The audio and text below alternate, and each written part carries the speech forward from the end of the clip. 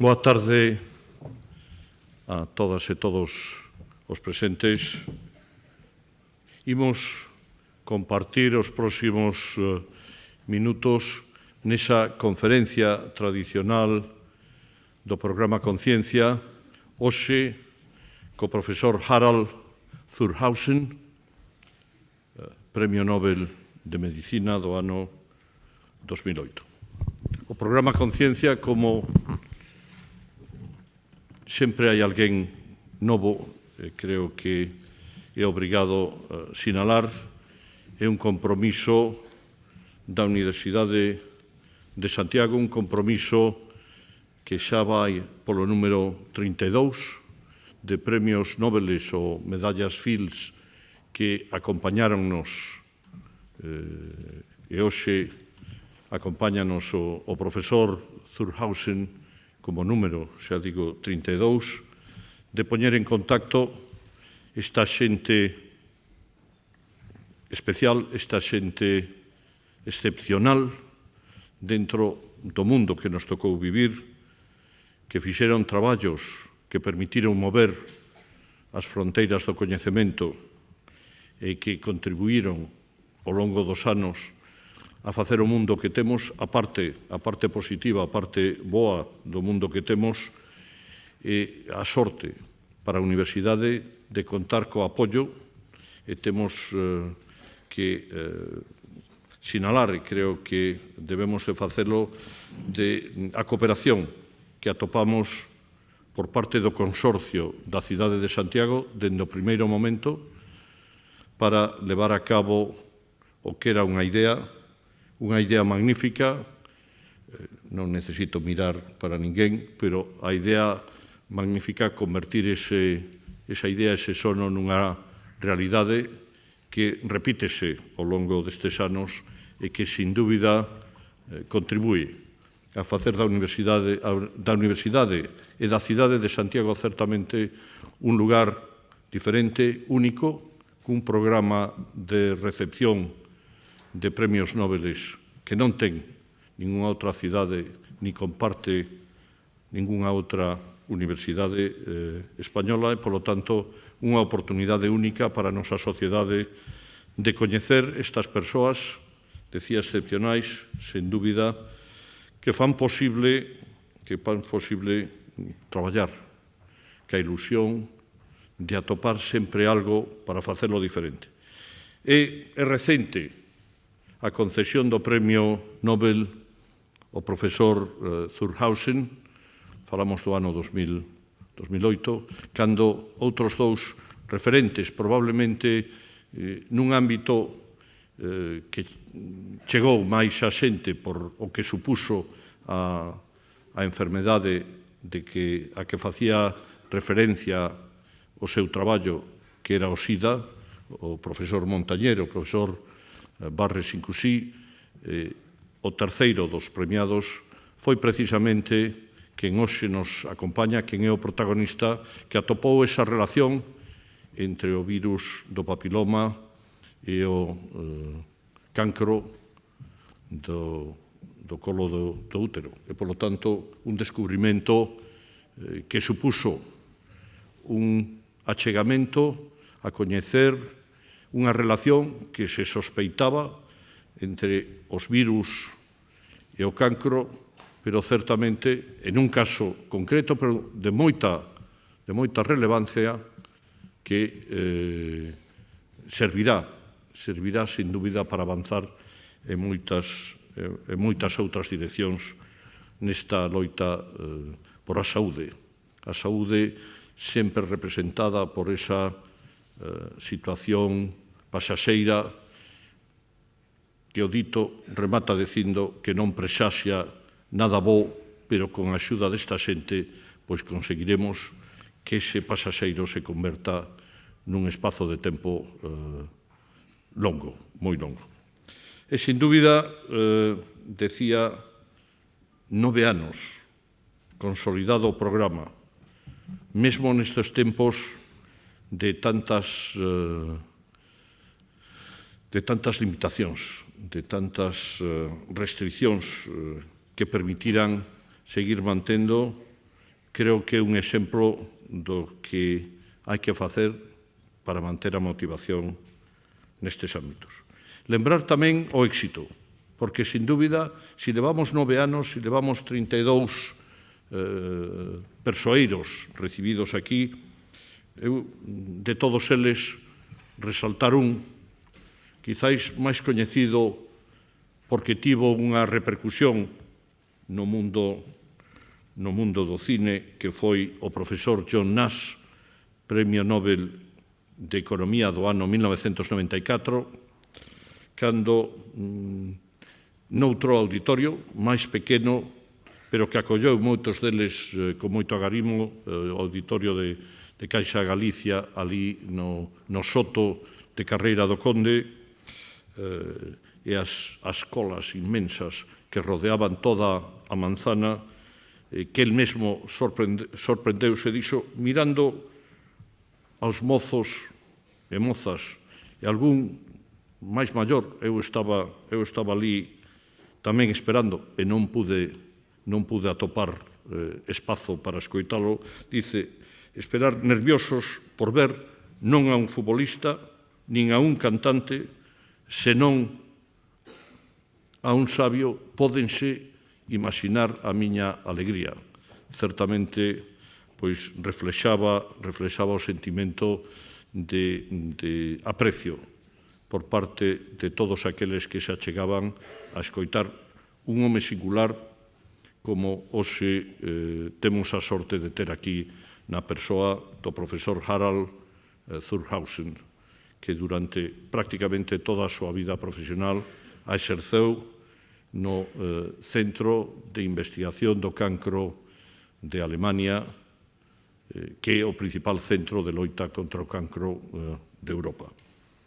E certamente, pois, permítanme agradecer. Thank you very much, Professor Zurhausen, for joining us here tonight and over these few days in Santiago at our university to discuss with our researchers, but also to talk to our people in the city of Santiago and live a little bit Santiago, and we hope you will, and you will feel at home whilst you staying with us, and this first visit might be the first of a number of visits in the future to town. So thanks very much for being here again, and I'm sure we're all going to learn, some of us a little, some others more, about your work and your expectations about the future of the work you've been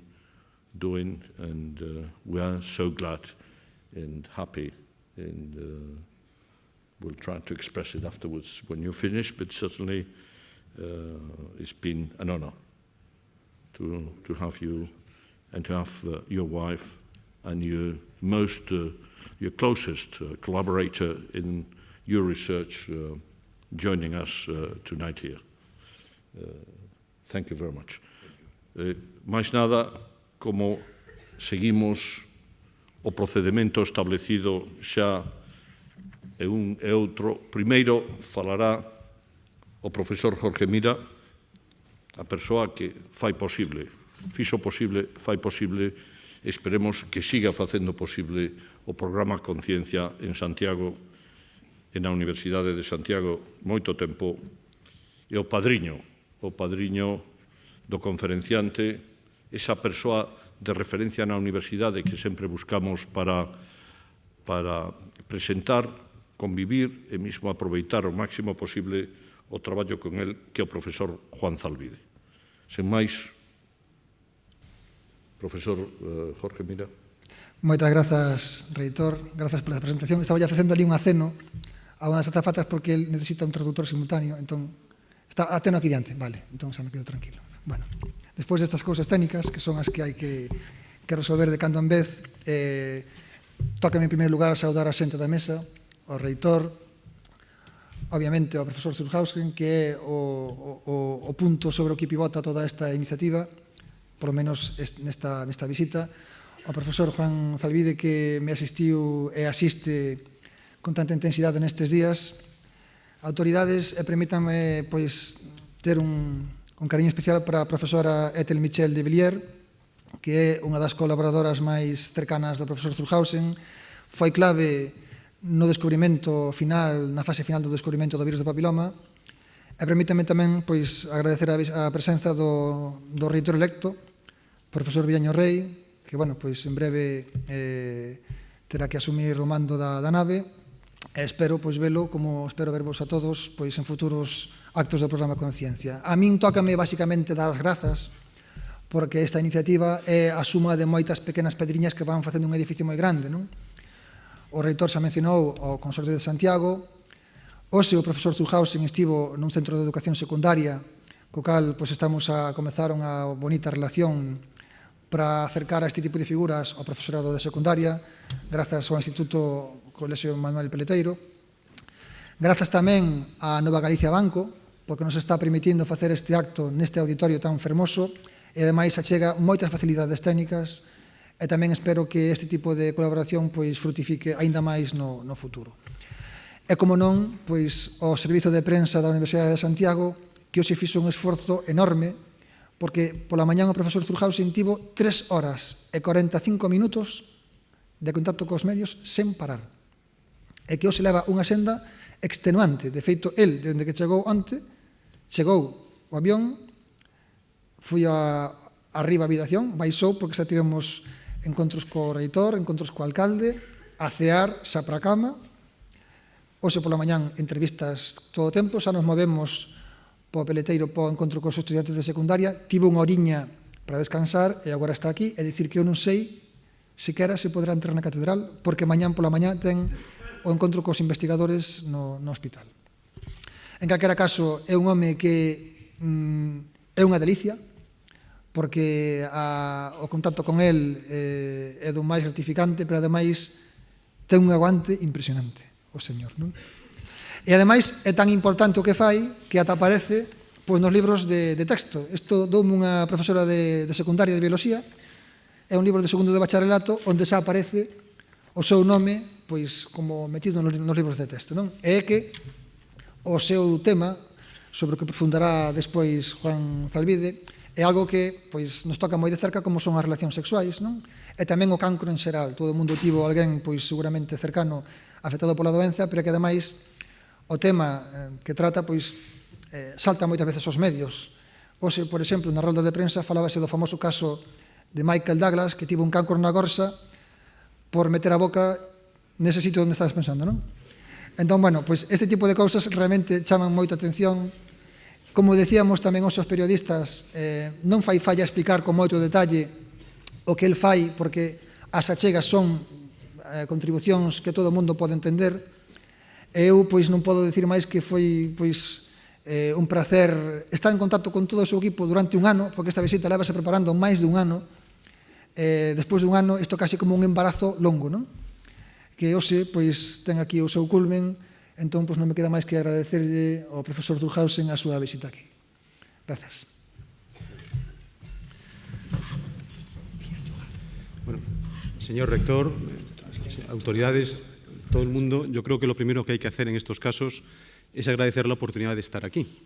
Pero me gustaría, de alguna forma, hacer que ese agradecimiento se ampliara un poco, sobre todo en el caso de Jorge Mira, no solamente por el hecho de haberme permitido ser padrino de Harald Zurhausen en esta visita que está haciendo a Santiago, sino que además hay que agradecerle en general todo el esfuerzo que pone, y yo creo que solamente viendo los agradecimientos que él ha hecho ahora se da uno cuenta de todas las cosas que hay que tener en cuenta para poder organizar un acto de este estilo. Todo el esfuerzo que pone, digo, no solamente en el programa Conciencia, sino en otros programas que también lleva él y que son muy importantes en general para la difusión de la ciencia.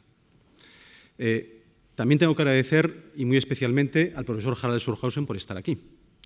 Y Harald Zurhausen está aquí porque él recibió el premio Nobel en el 2008 de Fisiología o Medicina, a mí siempre me gusta decir que es Fisiología o Medicina por el departamento en el que estoy, por su descubrimiento de que los papilomavirus humanos provocan cáncer, y concretamente cáncer de cuello de útero. Por supuesto, lo que toca ahora hacer es un poco decir cómo llegó Harald Zurhausen a este descubrimiento y qué es lo que un poco significa para todos nosotros, que tiene evidentemente unas consecuencias muy claras. Y vamos a empezar por hacer una pequeña reseña biográfica, diciendo que él es alemán, nació en el año 36, y después de pensarse muy mucho si hacer biología o medicina, decidió hacer medicina, una carrera que acabó en el año 1960. A pesar de que realmente desde el principio lo que le gustaba era la investigación de laboratorio, sí que hizo 2 años de práctica clínica en ginecología, y eso de alguna forma, yo no sé si marcó su carrera científica posterior, pero él dice que le gustó mucho y estuvo a punto de dejar la investigación por la práctica clínica en sí.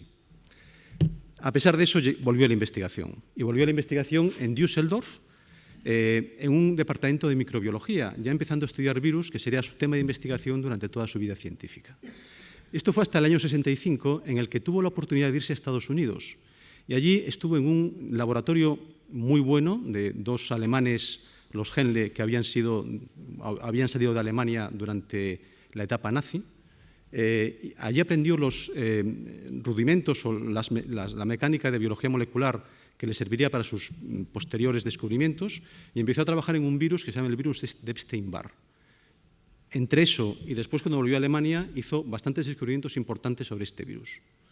Alemania volvió en el año 1969 y estuvo en varios sitios de Alemania, primero estudiando el virus de Epstein-Barr, ya de forma independiente, para después estudiar el virus del papiloma humano, que es la razón por la que le dieron el premio Nobel. Y los trabajos que le dieron el premio Nobel fueron en el Instituto en Erlangen, en la Universidad de Erlangen-Nuremberg, y en el Instituto de Biología de Fribourg, desde el año 1972 al 83. Fue un tema en donde ellos estaban convencidos desde el principio que habían descubierto eso, pero que tuvieron realmente que hacer bastantes comprobaciones para convencer a toda la comunidad científica.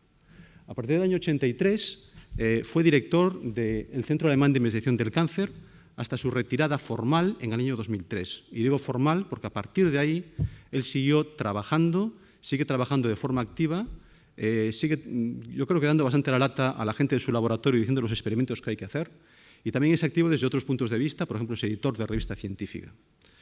Y es lo que pone aquí un poco al final. Desde el año 2003 hasta la actualidad ha seguido en el Centro Alemán de Investigación contra el Cáncer de esta forma y siendo un científico perfectamente activo todavía. Pero, en fin, la razón por la que le dieron entonces el premio Nobel a Surhausen es por descubrir que el virus del papiloma humano provoca una enfermedad humana, que es el cáncer de cuello de útero. Este tipo de relación se encuadra dentro de una de las tradiciones más importantes de la medicina y, si queréis, de la ciencia en general, que empieza en el siglo XIX con estos 2 señores, que son Pasteur y Koch, que fueron los primeros que empezaron a relacionar enfermedades con agentes microbiológicos. De hecho, tuvieron muchísimo éxito en esta relación y hubo muchísimas enfermedades que desde casi el principio se descubrió que realmente eran provocadas por agentes microbiológicos. Me gustaría, aunque suene un poquito técnico, decir cómo hacían ellos para decidir que una enfermedad era producida por un agente determinado. Lo que tenían que hacer era descubrir a ese agente microbiológico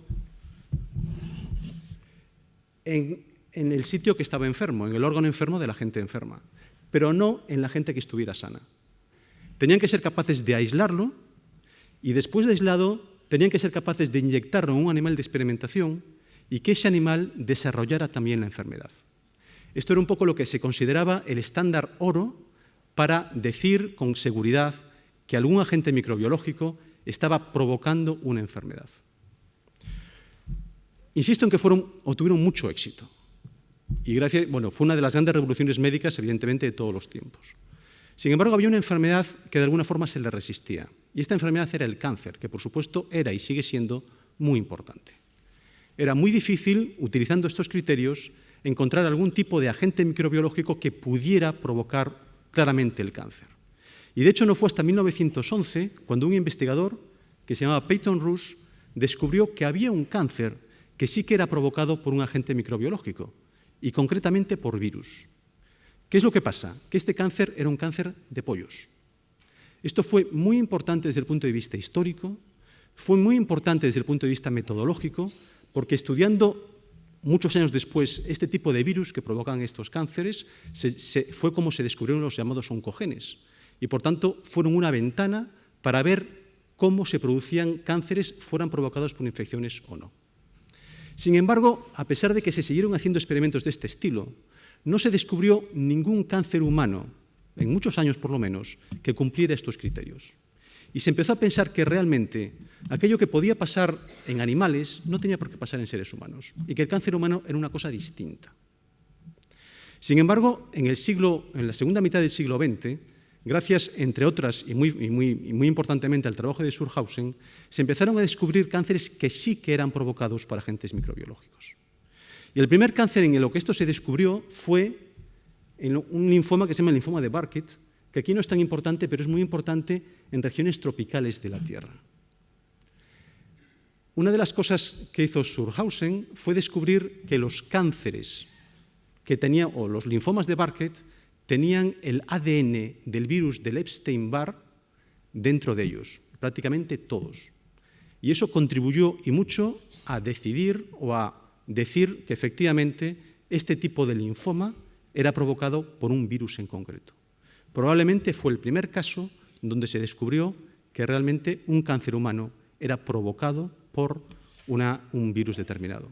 Lo digo porque, y me gustaría resaltar esto, porque el premio Nobel se lo dieron a Surhausen por el virus del papiloma humano, entre otras cosas porque tenemos una vacuna. Para el linfoma de Burkitt, por desgracia, no la tenemos. Y sin embargo, probablemente fue su trabajo precursor que hizo ya cuando era un investigador independiente, ya de vuelta a Alemania.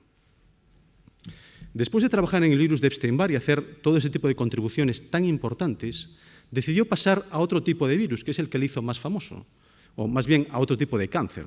Y este tipo de cáncer era el cáncer de cuello de útero. Y el cáncer de cuello de útero está mucho más extendido que el linfoma de Burkitt. De hecho, es la segunda causa de muerte por cáncer en mujeres. Y en muchos países es la primera causa de muerte de cáncer en mujeres. De hecho, y esto es importante resaltarlo, es un problema de salud muy importante. En todo el mundo mueren, y esto lo comentó el profesor Surhausen esta misma mañana, entre 250.000 y 300.000 mujeres al año por culpa de este cáncer. Esto es un poco la distribución que hay a lo largo del mundo. Vemos que en España realmente tenemos una incidencia relativamente baja del cáncer, pero hay muchas zonas en el mundo donde este cáncer es un problema realmente importante. Y desde hace mucho tiempo, desde el siglo XIX, de hecho, se sabía que este cáncer se transmitía como una enfermedad de transmisión sexual.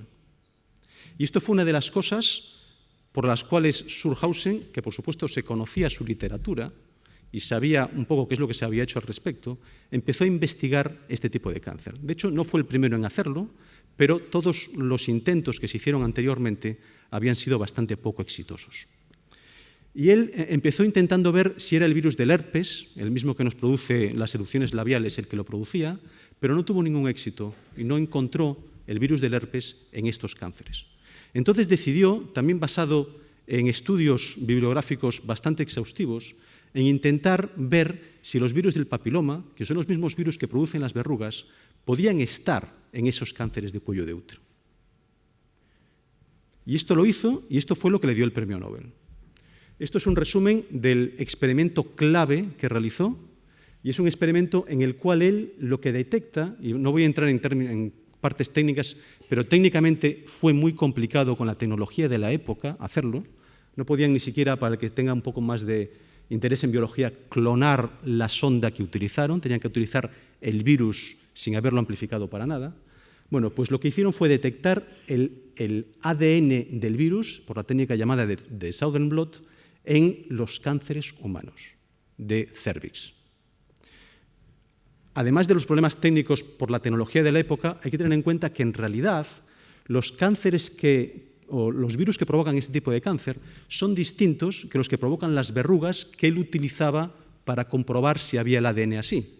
Y cuando tú utilizas dos ADNs que no son exactamente iguales, tu capacidad para detectar el ADN que quieres detectar es muy inferior y mucho más difícil. Y a pesar de eso, lo consiguieron. Lo que consiguieron demostrar de todas formas es no que el virus entero del papilomavirus o el papilomavirus entero estuviera en el cáncer de cervix, sino demostrar que había un fragmento de ese virus, concretamente un fragmento de su ADN, que era lo que provocaba, por lo menos en parte, que la célula estuviera o se estuviera comportando como una célula cancerosa. Entonces, en realidad, si nosotros comparamos los descubrimientos que habían hecho con los con lo que hacían Pasteur y Koch, nos encontramos que él en realidad no fue capaz de encontrar todo el agente microbiológico en las lesiones que le interesaban, sino solamente una parte de él. Y por tanto no fue capaz de purificarlo. Y sin embargo, ese agente, o la parte importante de ese agente, estaba ahí. Todavía más, aunque él hubiera sido capaz de purificar el virus, lo que hubiera pasado es, primero, que no hubiera sido capaz de inyectarlo en un animal de experimentación, porque no había ninguno que desarrollara cáncer de cuello de útero. Pero aunque lo hubiera hecho, el virus solamente hubiera producido el cáncer en el 1% de los animales que hubiera inyectado, o por lo menos esto es lo que pasa en mujeres. Y además se hubiera tardado entre 15 y 25 años en producirse. Para un animal de experimentación es un tiempo, digamos, demasiado largo.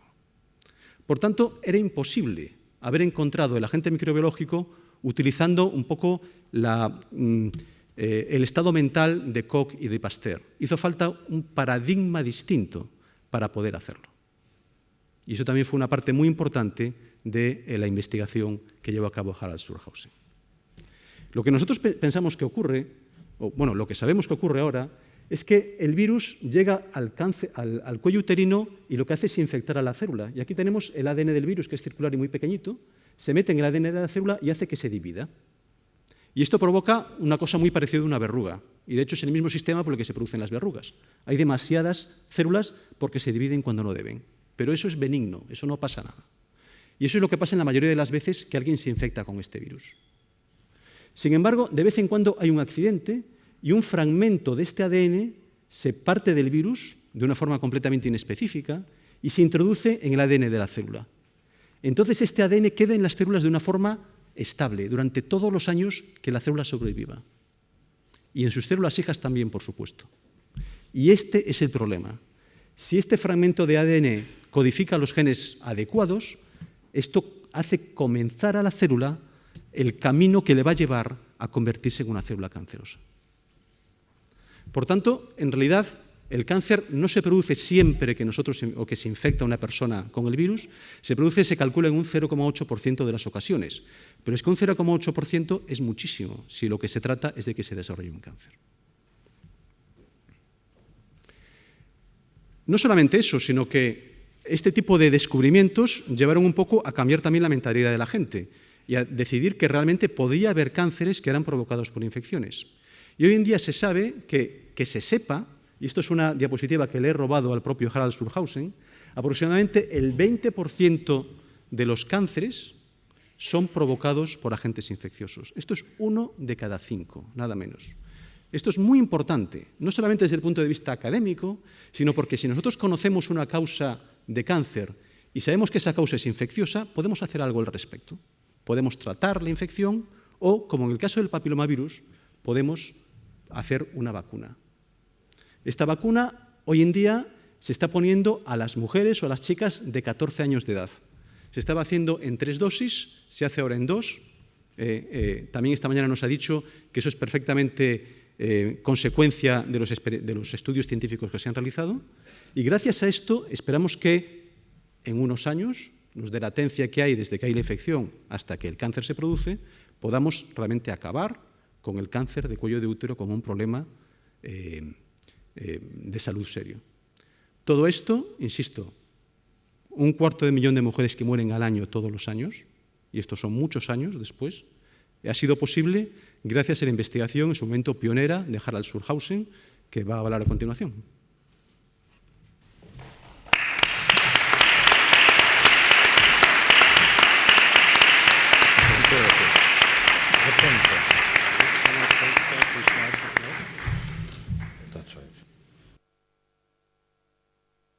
Well, Rector Magnificus. Rector Magnífico, Jorge, Juan, distinguidos invitados, señores y señores, es para mí ciertamente un placer estar aquí para hablarles a todos ustedes. Y aunque parece que ya conocen toda la historia, probablemente podría pasar de hablar de mi biografía, de lo que me ha acontecido durante mi vida, pero me gustaría en primer lugar hablar de que mi nombre se ha mencionado frecuentemente, pero no solamente mi nombre, sino evidentemente el de muchos colaboradores que han contribuido a que esta historia fuera posible, y muy intensamente, y sobre todo evidentemente mi esposa, que está aquí sentada entre nosotros. Así que en cierto sentido lo que pretendo hacer esta tarde es hablarles de algunos aspectos específicos de las infecciones vinculadas a cáncer en seres humanos y aquellos aspectos que podrían mejorar la prevención, porque cuando identificamos agentes como agentes causantes o factores causantes de infecciones que pueden derivar en cáncer, podemos hacer algo al respecto.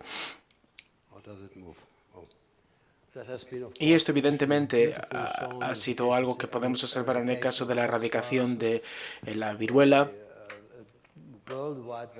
gracias a un programa de vacunación internacional que pienso que se desarrolló en el año 1980, gracias al trabajo de la Organización Mundial de la Salud, que consiguió entonces declarar la erradicación de la viruela, y este probablemente fue uno de los últimos casos que pudimos observar y descubierto en este periodo de tiempo. Y ha sido también impresionante observar lo que se ha conseguido alcanzar en las Américas y en otros lugares del mundo gracias a los programas de vacunación contra la poliomielitis, contra las paperas, la rubeola o el sarampión. Después de la introducción del programa de vacunación contra estas enfermedades, la reducción de la incidencia de la enfermedad fue drástica. De 40.000 casos ocurriendo anualmente entre el año 1950 y 60, bajaron prácticamente al nivel de cero después del inicio del programa de vacunación en 2 rondas, que fundamentalmente redujo absolutamente la incidencia de la infección. Esto implica, por tanto, que las Américas ahora están libres de este tipo de infección, aun a pesar de que ocasionalmente, sobre todo como resultado de la aparición de población inmigrante, pueden aparecer algunos casos de sarampión, pero en cualquier caso estos programas de vacunación ciertamente nos ayudan a prevenir y mantener todo este tipo de contagios e infecciones bajo control. Sin embargo, hay algunos ámbitos, por ejemplo, lo que respecta a la situación de la polio en el año 1968, que afectaban gran parte del mundo, como se puede observar en la diapositiva, con una incidencia bastante significativa de la enfermedad. Sin embargo, en el año 2006, solo había 4 países que fueran endémicos, como Pakistán o la India, pero ahora, afortunadamente, en Pakistán y en parte de Nigeria se ha conseguido controlar la presencia de esta enfermedad. Pero es importante observar que una relajación en la propaganda para la vacunación contra esta enfermedad ha llevado directamente al aumento de la prevalencia de esta infección en otras partes del mundo, así que espero que rápidamente se ponga control a ello y se vuelva a vacunar de manera regular. Antes de hablar de los efectos de la vacunación, no deberíamos de olvidar que el estudio de lesiones cancerígenas que fue introducido por Georgios Papanikolaou, un médico griego que trabajaba en Nueva York, en los Estados Unidos, y el descubrimiento de células modificadas a través de la examinación histológica, llevó evidentemente a una eliminación muy exitosa del cáncer en la población mundial, porque estas lesiones tenían que ser erradicadas o extinguidas quirúrgicamente, y entonces entre un 70 y un 80% de reducción en el cáncer de cuello de útero se pudo observar, sobre todo en aquellos países en los que se había llevado a cabo este tipo de diagnóstico adecuadamente. Así que observamos, por ejemplo, la evolución de la incidencia de este cáncer en múltiples países que han sido estudiados en detalle. Observamos que, por ejemplo, la incidencia del cáncer de cuello de útero en los Estados Unidos ha bajado dramáticamente desde los años 70 hasta la actualidad, y lo mismo sucede con otros países investigados a nivel internacional. Solo aquellos países donde el diagnóstico no es el adecuado, las técnicas de diagnóstico no están adecuadamente implementadas, todavía siguen el aumento, como por ejemplo Uganda. Así que el diagnóstico y el estudio médico es esencial, y este estudio es el mérito de Papanikolaou, este médico griego que ha permitido el estudio histológico de los tejidos y la determinación de la presencia del cáncer. Pero recuerden que el descubrimiento de las lesiones cancerosas es evidentemente algo que requiere también un examen adicional, y la escisión de estas lesiones, y en Alemania tenemos hasta más de 100.000 intervenciones para poder determinar este tipo de lesiones y eliminarlas en una fase temprana de la enfermedad. Sin embargo, con la vacunación, al menos teóricamente y al menos por lo que sabemos por la práctica médica, podríamos evitar este tipo de intervenciones o el desarrollo de estas lesiones. Así que no tendría que haber ningún tipo de intervención quirúrgica de ningún tipo. Si observamos la situación general de la incidencia del cáncer como algo vinculado a infecciones, podemos establecer que en torno a un 21% de la incidencia internacional del cáncer está vinculada a infecciones, aproximadamente en torno a un 1% o algo menos a infecciones provocadas por parásitos, particularmente aquellos que en Egipto causan cáncer de vejiga.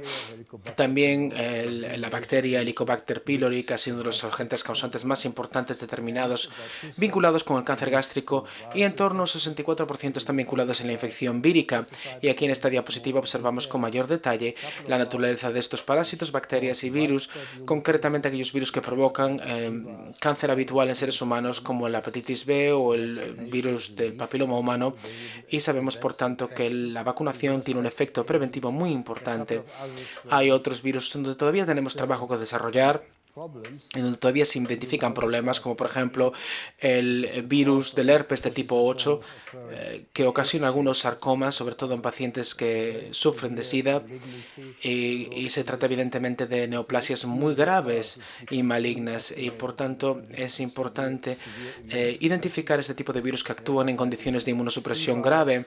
El virus de la hepatitis C, donde tampoco tenemos una vacuna disponible en la actualidad, pero al menos un tratamiento muy eficaz contra las infecciones persistentes, y muchos de otros países que han sufrido de hepatitis C incluso durante mucho tiempo, de una infección persistente de la hepatitis C y de los síntomas asociados, como por ejemplo daño hepático, ha sido posible eliminar el virus completamente del torrente sanguíneo a través de la intervención farmacológica, lo cual evidentemente nos da la esperanza de que podamos evitar el cáncer, pero desafortunadamente todavía es demasiado pronto para poder determinar algo así. También hay otros virus aquí que no voy a mencionar, pero me gustaría mencionar que el programa de vacunación contra la hepatitis B ha mostrado claramente y diáfanamente que la vacunación de niños recién nacidos, como se lleva a cabo ahora obligatoriamente en Taiwán desde el año 1984, ha permitido reducir más que significativamente los episodios de cáncer de hígado.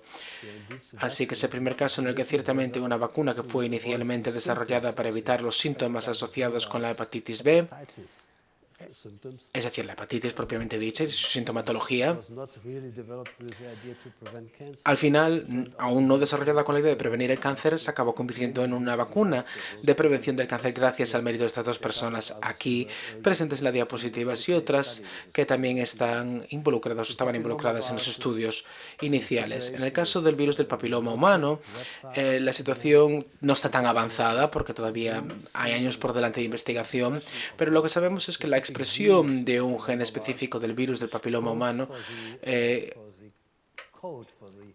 que codifica para la cápsida proteica del virus se puede expresar en baculovirus o en células infectadas o incluso en levaduras, y en tales condiciones la proteína se expresa en la suficiente cantidad para asociarse en esta estructura llamada capsómero o pentámero, y esto posteriormente ocasiona partículas víricas que pueden purificarse como si fueran, digamos, en definitiva, receptáculos o cápsidas vacías de virus que no contienen material genético, pero que resultan particularmente eficaces para su uso, para la prevención y como vacuna. Así que a modo de resumen me gustaría decir que estas partículas víricas pueden, por tanto, inducir títulos de anticuerpos muy elevados, a pesar de que no se añadan adyuvantes, e incluso puede ser que estos títulos sean hasta 10 veces superiores a las infecciones que ocurren de manera natural,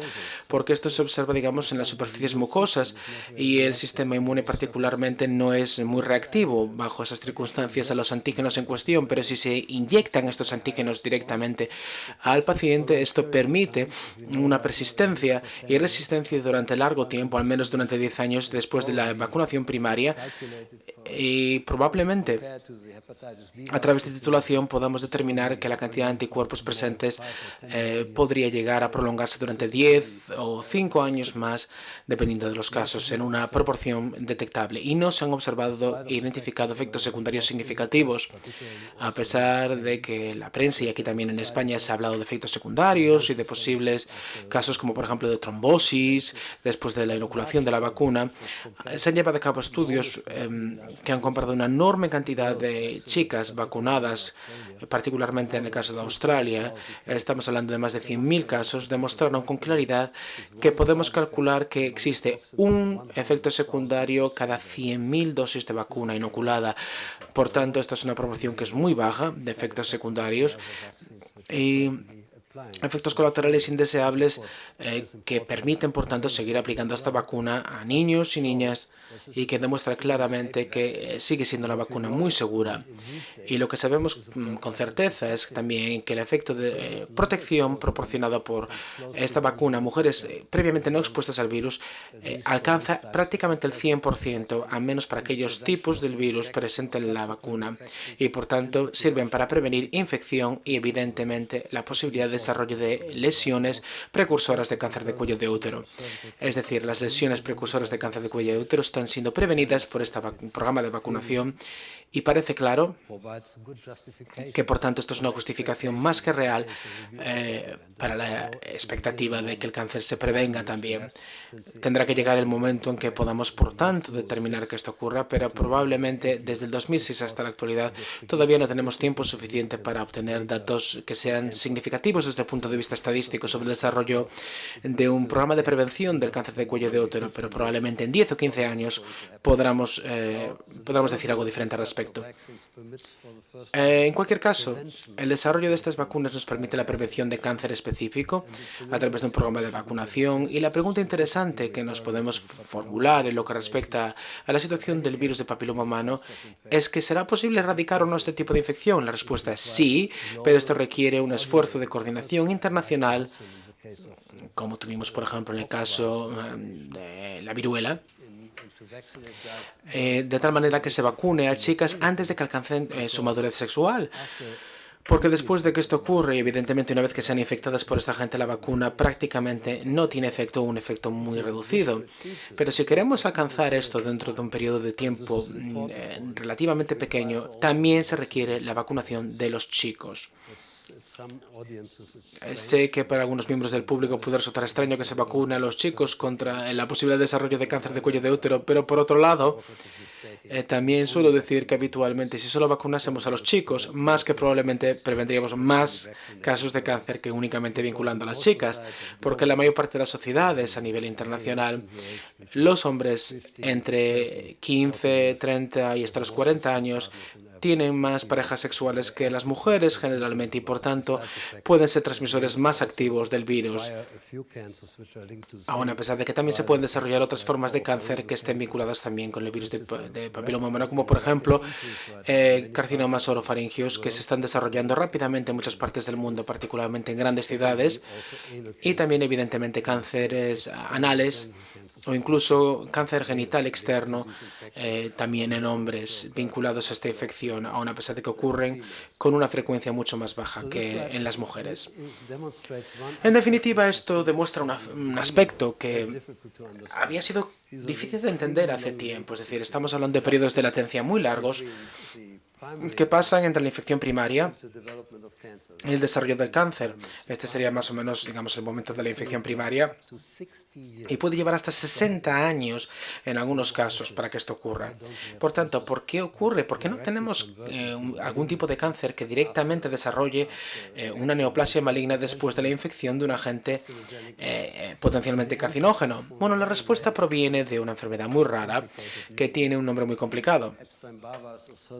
Estamos hablando de síndrome limpoproliferativo vinculado a cromosoma X asociado al virus de Epstein-Barr. Esta es una enfermedad que ocurre únicamente en chicos. Se ha analizado con mucho cuidado y con atención y existe un gen que es identificado específicamente que aparece modificado en las personas afectadas por este virus en el cromosoma X, en el único cromosoma X que un hombre tiene. Y esto desarrolla, digamos, por tanto, una supresión de la respuesta inmunológica, concretamente los linfocitos C, contra el virus Epstein-Barr. Y este virus, una vez que es contraído por este tipo de paciente, desarrolla directamente el el cáncer. Por tanto, se pueden morir muchos de estos pacientes como resultado del desarrollo de un linfoma. Pero, en cualquier caso, también hay un factor aquí, que es un factor genético heredado, congénito, que por tanto también participa directamente en el desarrollo de este tipo de afección. Y esto demuestra, como sabemos hoy, que ninguno de estos tipos de infecciones enumeradas en la diapositiva por sí mismas pueden ocasionar un cáncer. En la mayor parte de los casos, si no en todos, necesitamos algún tipo de factor adicional de modificación dentro del material genético de las células infectadas. Es decir, una especie de cascada genética que debe interrumpirse y que generalmente desempeña un papel protector en lo que respecta a la salud del individuo para el desarrollo de un tipo de cáncer en particular. Y la duración del periodo de latencia, que en este caso para el cáncer de cuello de útero podría estar entre 15 y 25 años, incluso 30, en algunos casos, refleja claramente una serie de campos genéticos que tienen que ocurrir dentro de los aspectos y sitios posibles de la célula y material genético de la misma para que se desarrolle el cáncer. Es decir, hay muchos otros cambios necesarios y evidentemente en estos casos hay sin embargo células más diferenciadas afectadas que por tanto no requieren divisiones adicionales y por tanto el periodo de latencia es inferior. Pero esto probablemente requiera una o dos modificaciones más allá de la infección por parte del virus respectivo para el desarrollo del cáncer. Es decir, ninguno de los procesos oncológicos vinculados a una infección están ocasionados exclusivamente por el agente infeccioso. Es necesario que haya algún evento adicional en la célula, aun a pesar de que algunos de estos agentes claramente son un componente esencial para el desarrollo del cáncer. Por ejemplo, en el caso del cáncer de cuello de útero. Bien, esto sería básicamente el resumen de mi labor y ahora vamos a pasar a la parte que nos interesa particularmente. Y cuando hablo de nosotros, evidentemente hablo de mi esposa, del grupo en el que yo trabajo de manera muy intensa en este tipo de problemas. Especulamos durante cierto tiempo con la posibilidad de que más allá de este 21% de tipos de cáncer en seres humanos ocasionados por agentes infecciosos, podría existir a lo mejor algún tipo de evidencia epidemiológica que podría indicar la vinculación con otros episodios infecciosos. Y es aquí donde empezamos a realizar nuestra investigación. Y en un encuentro que tuvo lugar en Estocolmo, observamos que cada vez aparecen más casos de cáncer en episodios de inmunosupresión, particularmente pacientes con SIDA o pacientes que sufren de un proceso de inmunosupresión como resultado de un trasplante de un órgano. Es decir, hay una inmunosupresión inducida médicamente que lleva al desarrollo de algunos tipos de cáncer y algunos de estos tipos de cáncer están ocasionados por una infección latente de virus, como por ejemplo pueden ser el virus de papiloma humano o el virus de Epstein-Barr, que se reactivan en estas condiciones y llevan a la formación de tumores después de un cierto periodo de tiempo. Pero no obstante, los tumores aparecen particularmente en estos casos muy concretos, como algunos tipos de sarcomas y algunos cánceres de carácter hepático, pero sería interesante examinar estos casos de inmunosupresión con un poquito más de detalle para determinar el papel potencial de las infecciones, pero no voy a hablar mucho más de ello. También voy a hablar al final de mi presentación sobre los procesos oncológicos con una incidencia reducida de inmunosupresión, es decir, la inmunosupresión por el contrario proporciona un efecto de protección, lo cual parece un poco en contra de la intuición natural, que sería que la mayor parte de las personas con un sistema inmunológico poco activo o suprimido estaría probablemente más expuesto al cáncer, pero sin embargo el cáncer de mama está aquí como un ejemplo interesante de este ejemplo. Luego también tipos de cáncer que están influenciados por otras infecciones no oncológicas o no asociadas con la formación de tumores y que no voy a discutir en detalle porque evidentemente sería demasiado largo. Pero vamos a comenzar por hablar de los factores de riesgo asociados con la nutrición y probablemente vinculados con una infección, es decir, algo que podamos consumir con nuestra comida diaria podría ser un riesgo o ha sido identificado como un riesgo, un factor de riesgo en el desarrollo del cáncer. Aún a pesar de que, de manera general, hay que determinar con más exactitud qué ocurre en este tipo de cáncer. Hablemos, por ejemplo, del cáncer colorectal. Aquí se puede observar que en muchos países europeos, que aparecen aquí en la gráfica, entre el año 1975 y el año 2010 ha habido un aumento de la incidencia del cáncer colorectal. En otros países, como por ejemplo Japón o Corea, ha habido un aumento increíble que ha tenido lugar en un periodo de tiempo muy específico y que voy a intentar explicar con más detalle con posterioridad. Sin embargo, ha habido una disminución de la incidencia en Estados Unidos, particularmente en los Estados Unidos del cáncer colorectal, probablemente debido a que hay un programa de diagnóstico y de prediagnóstico muy intensivo que es parecido a lo que se aplica en el caso del cáncer de cuello de útero, que permite la eliminación de lesiones precursoras de cáncer y ha permitido una reducción radical de la incidencia del cáncer colorectal. Pero en otros países no está tan bien. Pero no obstante, la India, por ejemplo, también tiene una incidencia de este tipo de cáncer relativamente bajo y voy a explicar por qué. En el informe sobre la situación del cáncer a nivel internacional del año 2007 y el año 2014 ha aparecido un nuevo publicado, pero este probablemente fue llevado a cabo, digamos, con menos detenimiento respecto a ciertos aspectos. Está claro que la carne procesada o la carne roja son un riesgo primario, un factor de riesgo primario para el desarrollo del cáncer. Se han desarrollado gran cantidad de estudios que indican inequívocamente que la carne roja es el principal factor de riesgo, el consumo de la carne roja, evidentemente, durante un periodo de tiempo prolongado para el inicio de diferentes formas de cáncer, concretamente el cáncer colorectal.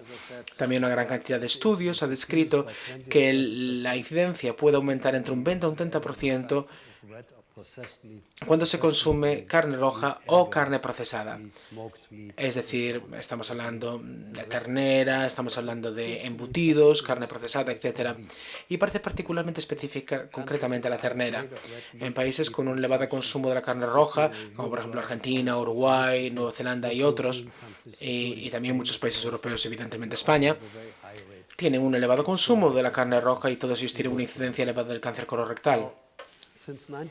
Desde el año 87 del siglo pasado se ha sospechado que, concretamente en un grupo que desarrolló su trabajo en Tokio, en Japón, que la preparación de carne en barbacoa, etcétera, provoca una serie de sustancias carcinógenas, químicas. Es decir, el proceso de cocinado de esta comida produce una serie de químicos orgánicos que, cuando se utilizaron en modelos animales, concretamente en roedores, provocaron efectos, digamos, asociados con el cáncer, tanto en los intestinos como en otros lugares, especialmente en aquellos animales que recibieron una dosis elevada de esta sustancia. Así que parece que una de las explicaciones lógicas es que de esta observación se derivaba que había, digamos, una causa química que aumentaba el riesgo del desarrollo de cáncer como resultado del consumo de la carne roja.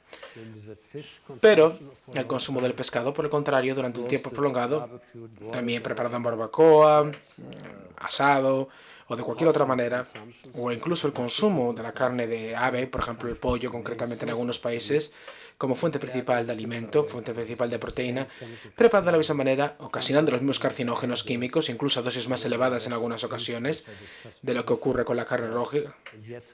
Pero, sin embargo, no hay aumento de la incidencia del cáncer. En algunas ocasiones se dice que el pescado protege contra el desarrollo de cáncer, de algunos tipos de cáncer, así que parece que hay una incoherencia. Y esto debería llamar nuestra atención. Y si observamos la epidemiología geográfica del cáncer colorectal, está claro que los mapas que tenemos a nuestra disposición de la distribución geográfica del cáncer colorectal parece bastante claro que hay algunas zonas en azul oscuro que indican, por ejemplo, como en el caso de Europa, Rusia, Estados Unidos, Europa del Este, Australia, Sudáfrica, Argentina y Japón y Corea son países de alto riesgo, es decir, tienen una elevada incidencia de este tipo de cáncer. Pero, sin embargo, hay excepciones destacadas en esta lista y la más interesante es claramente India, que tiene probablemente a nivel internacional la incidencia más baja de cáncer colorectal. Después tenemos el África ecuatorial, donde también hay una relativamente baja incidencia, es decir, hay poca parte de la población afectada por este tipo de cáncer. Pero el caso también interesante es Mongolia. Mongolia es un país que tiene un consumo muy elevado de carne roja, preparada de todas las maneras e incluso consumida como embutido, ahumada, secada. Es decir, en definitiva, el consumo es muy elevado y no obstante, la incidencia del cáncer colorectal es muy bajo. Aquí observamos, por tanto, la incidencia y la mortalidad del cáncer colorectal en estos países, concretamente en Mongolia, donde existen pocos registros para poder evaluar, por tanto, el riesgo de cáncer colorectal. Pero, sin embargo, en algunos países del sudeste asiático también la incidencia es relativamente baja, pero, sin embargo, está claro que Mongolia se destaca a nivel internacional y es interesante observar el consumo, por tanto, de carne roja. Y hay publicaciones, pero no demasiado abundantes. Pero en cualquier caso observamos que la carne consumida más habitualmente es el yak. El yak, evidentemente, es un ganado diferente al ganado bovino y que resiste bien a bajas temperaturas y elevadas altitudes. Es un tipo de ganado completamente diferente. También se consume carne de oveja y cordero, también carne de camello y carne de caballo, todas ellas producidas a través de diferentes procesos culinarios, incluido también el secado y el ahumado. ¿Cómo se puede comparar esto con las otras observaciones que he mencionado previamente? Bueno, si analizamos el tipo de ganado, ahora me he convertido en casi un especialista en ganado de los diferentes lugares del mundo a través del estudio del consumo de diferentes animales en partes del mundo.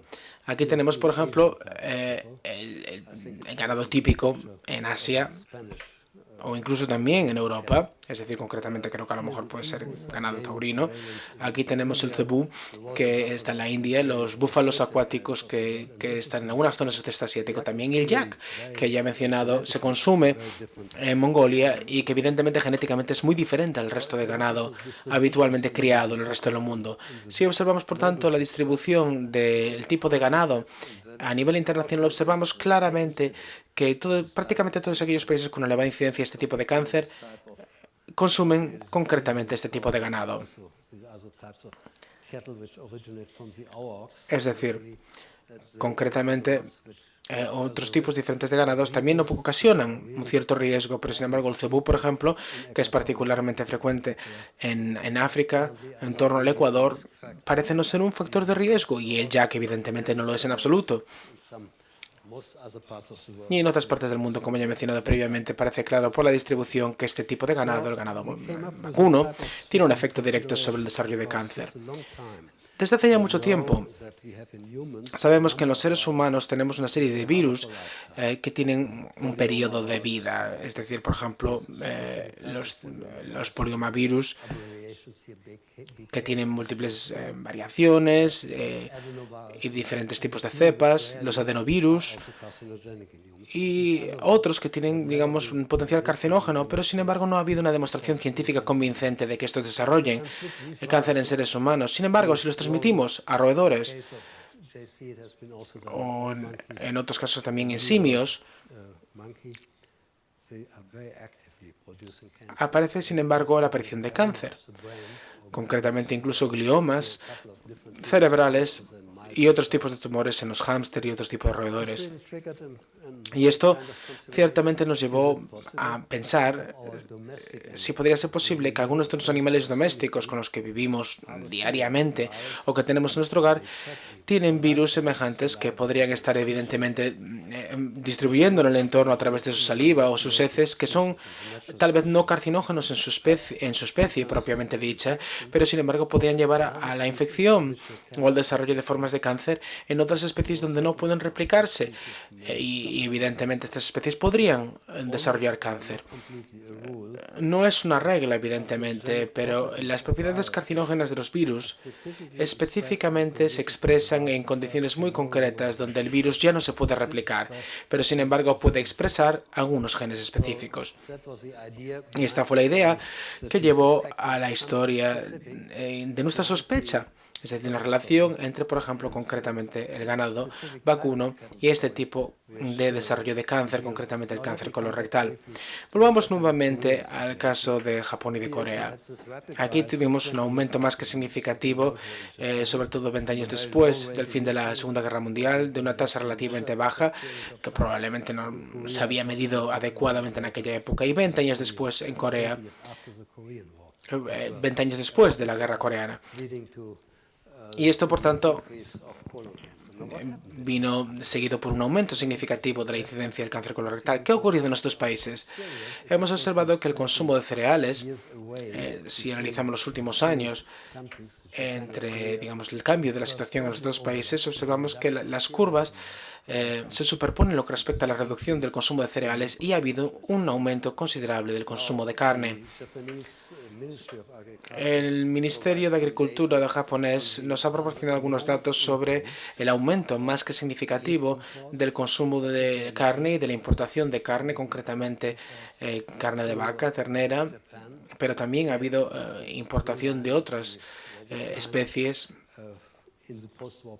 especialmente en el periodo de la posguerra, y este tipo de importación ha continuado, es decir, sigue importando gran cantidad de carne. En ambos países se cocinan platos muy preparados, platos asociados al consumo de carne prácticamente cruda o muy poco cocinada.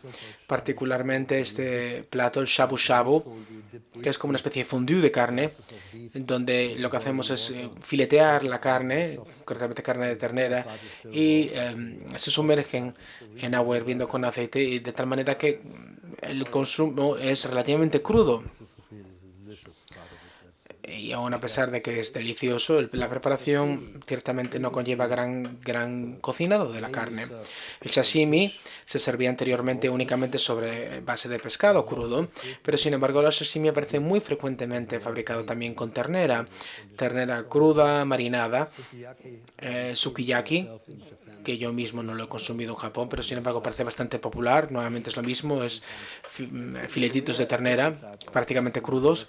Y en Corea se consumió el jako, que es una especie de tartar de carne de ternera que se sirve con una yema de huevo y con algunas verduras acompañando. Y esto evidentemente es un consumo muy habitual, sobre todo en el sudeste asiático, en Vietnam, en Tailandia, donde cada vez se convierte en algo más popular. Así que es importante examinar lo que puede ocurrir en nuestros países en el futuro. Para los virólogos, por supuesto, es muy interesante estudiar materiales secados, porque evidentemente estos previenen la infectividad o la capacidad de infección de múltiples agentes. Y esto nos llama, por ejemplo, el Bündnerfleisch en Suiza, la bresaola, que es un embutido italiano, la ternera de Kobe en Japón, o el Biltong, que evidentemente se consume en gran parte de Sudáfrica, que tiene también una elevada incidencia de cáncer colorectal, y especialmente por parte de la población de color en este país. Así que resulta interesante observar que en todos los lugares donde se consume este tipo de carnes, embutidos, la incidencia de cáncer colorectal es elevada. Y sin embargo, si preparamos un bistec cocinado, poco cocinado, casi crudo, observamos que las temperaturas de cocinado son en torno a 40 o 50 grados, especialmente en esta parte rojiza que queda prácticamente cruda. Y esta es una temperatura a la que muchos virus sobreviven felizmente y por tanto seguirán siendo agentes infecciosos bajo estas condiciones. E incluso en Sudáfrica, donde las barbacoas tradicionales se realizan, digamos, en una temperatura que alcanza aproximadamente 50-60 grados y gran parte queda prácticamente cruda, sangrante. Por tanto, esto nos lleva al postulado siguiente, es decir, existe un factor bovino específico de un tipo concreto de ganado que podría estar relacionado con el desarrollo de cáncer colorectal en seres humanos, o menos ser un factor contribuyente principal al desarrollo de cáncer colorectal. Hemos especulado que esto probablemente representa algún tipo de virus termoresistente que está presente en platos de ternera con una preparación o un cocinado a temperatura más bien baja o que se deja prácticamente cruda. Y esto puede llevar llevar una infección latente en el tracto intestinal, como ya sabemos de muchos otros virus tumorales, y que puede tener, por tanto, una función carcinógena suprimida a través de proteínas celulares específicas. Por tanto, eventos mutacionales concomitantes o que ocurren de manera consiguiente o incluso precedente pueden llevar, por tanto, a la mediación a través de determinados compuestos, como por ejemplo hidrocarburos aromáticos o hidrocarburos cíclicos, que llevan, por tanto, a también eventos inflamatorios crónicos y la inducción de ciertos radicales que finalmente interactúan de manera sinérgica en el desarrollo del cáncer colorectal. Aún a pesar de que este es un modelo, en el caso del cáncer colorectal observamos que si tomamos esta línea como, digamos, el periodo de vida de un ser humano hasta los 80 años aproximados de esperanza de vida, el consumo de carne prácticamente cruda o poco cocinada en cualquier momento de este periodo vital, estas fechas, por tanto, indican arbitrariamente diferentes puntos, llevan, por tanto, una infección transitoria o latente de virus carcinógenos putativos y, por tanto, modificaciones genéticas de origen hereditario involucradas en tipos de cáncer colorectal, vinculadas, por tanto, con el consumo de carne curada o poco cocinada, pueden llevar, por tanto, a la inducción de una serie de mutaciones también en el ADN de la célula huésped, que llevan, por tanto, a eventos inflamatorios y a factores mutágenos en la flora endémica e intestinal, que lleva, por tanto, a mutaciones genéticas que de manera sinérgica actúan con este tipo de otros agentes infecciosos, llevando a que después de un periodo largo de latencia se desarrollen pólipos colónicos y posteriormente carcinomas colorectales. Por tanto, ¿existe alguna base para asumir algo así? Bueno, si analizamos las muestras de un total de 130 muestras de suero que recibimos de una estación veterinaria de Leipzig, estamos hablando en todos los casos de vacas de 5 años de edad, saludables, sin aparentemente ningún tipo de problema. Y también en algunos casos contamos con muestras de la saliva de estos animales. Y lo que hicimos posteriormente fue identificar una serie de, digamos, muestras de ADN circular, monofilamento, donde observamos diferentes tipos concretos de agentes que hasta el momento han sido no descritos claramente, que están presentes en el tejido sanguíneo periférico de estos animales, lo cual lleva, digamos, a virus asociados, digamos, con formas humanas, como por ejemplo los anelovirus y los tricovirus que aparecen en otros muchos animales. Y también hemos observado que había algunos filamentos de ADN y virus de monofilamento de ADN que también podemos observar que claramente podrían estar asociados con el desarrollo de cáncer porque son agentes claramente termorresistentes. Todavía no hemos realizado demasiados estudios con estos aislados que hemos obtenido a través del estudio de estos sueros provenientes de esta estación veterinaria, pero en cualquier caso, en estas muestras llamadas HCBI, que corresponde a aislado de sangre de vaca saludable, en general hemos observado que el análisis de uno de estos aislados no ha revelado claramente evidencia de presencia en las células afectadas por cáncer colorectal que analizamos posteriormente. Pero, sin embargo, lo sorprendente es que sí que hemos encontrado evidencia de la transmisión de dichos agentes a los seres humanos, de su replicación en las células humanas y de posibles vínculos de algunos de estos agentes que hemos aislado en el suero bovino de agentes causantes de trastornos neurológicos crónicos no malignos, pero ciertamente importantes. Y esto fue un resultado importante de nuestro estudio que no esperábamos obtener, pero que sin embargo fue muy sorprendente y que resulta muy interesante. Todavía no me encuentro en la posición de poder explicarlo con detalle porque todavía sigue en desarrollo y no se ha completado la investigación, pero ciertamente se trata de algo muy, muy interesante. Aquí tenemos a las personas que desarrollaron el trabajo. Ethel Michel de Villiers, que es mi mujer además, y que es la directora de esta división, y aparte la encargada del desarrollo de todo este estudio. Herman Miller, que nos proporciona los materiales séricos necesarios, y una serie de estudiantes ciertamente involucrados en el tema, que han trabajado con nosotros mano a mano. También hemos recibido una serie de comentarios relativos a la sospecha de que la sangre proveniente de ganado bovino, ya sea carne cruda o ya sea sangre o ya sea suero, podrían contener virus potencialmente patógenos para seres humanos, y esto se ridiculizó, pero sin embargo parece bastante claro que teníamos razón, y parece bastante claro que tenemos evidencia científica clara de que hay algo en este tipo de carne que afecta a las células humanas. Bueno, y aquí tenemos dos colaboradores involuntarios, evidentemente las vacas, que necesitamos también para el estudio de su suero sanguíneo. Los otros son actores más voluntarios, pero las vacas ciertamente no lo son. Voy a decir algo brevemente sobre el cáncer de mama, porque ha habido una serie de estudios publicados en los últimos años que indican también un aumento de la incidencia de este tipo de cáncer con un consumo habitual de carne roja. Lo mismo ocurre en el caso del cáncer de endometrio, cáncer ovárico, incluso cáncer pulmonar. Así que es un caso ciertamente interesante, y es interesante porque, como mencioné al principio, el cáncer de mama tiene un efecto, digamos, protector asociado con un estado de inmunosupresión.